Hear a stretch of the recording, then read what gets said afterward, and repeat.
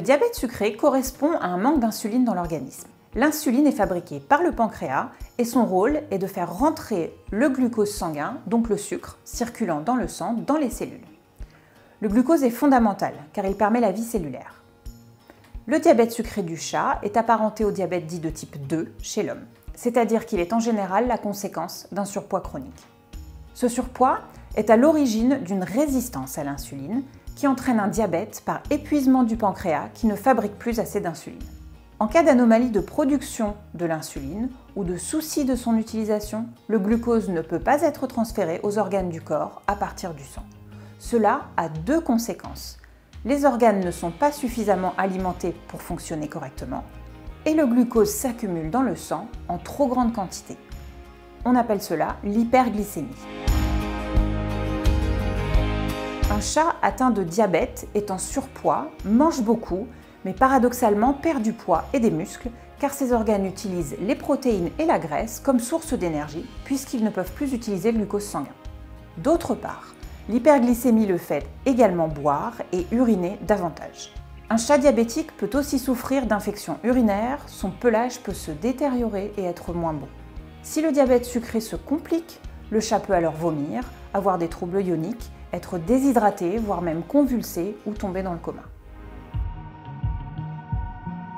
Lorsque de tels signes apparaissent, la maladie est à traiter en urgence.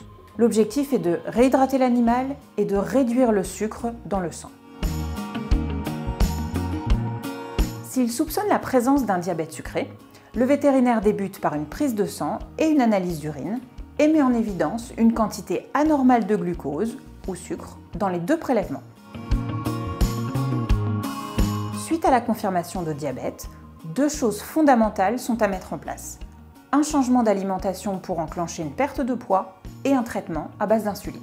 Le vétérinaire prescrit donc de l'insuline à injecter à heure fixe, ainsi que des conseils concernant l'alimentation et les heures des repas.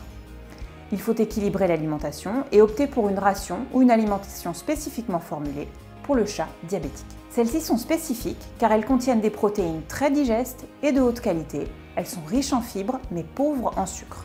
Il est conseillé de suivre scrupuleusement les conseils de votre vétérinaire concernant l'alimentation et l'insuline afin de s'assurer de la réussite du traitement.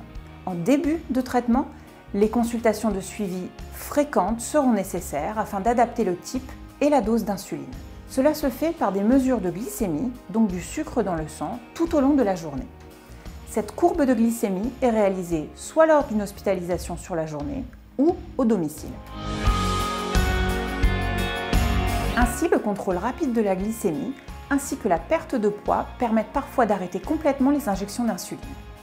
On parle alors de diabète transitoire. Cependant, il est très important de continuer à suivre le chat de près par la suite car les rechutes sont possibles. Bien que les traitements nécessitent à la fois du temps et un engagement important des propriétaires, le traitement des chats diabétiques devient une habitude sur le long terme et offre à votre chat une vie heureuse. Enfin, en cas de surpoids de votre compagnon, il est recommandé d'opter pour un aliment adapté à la perte de poids afin de prévenir le risque d'apparition de diabète chez votre chat. Demandez conseil à votre vétérinaire.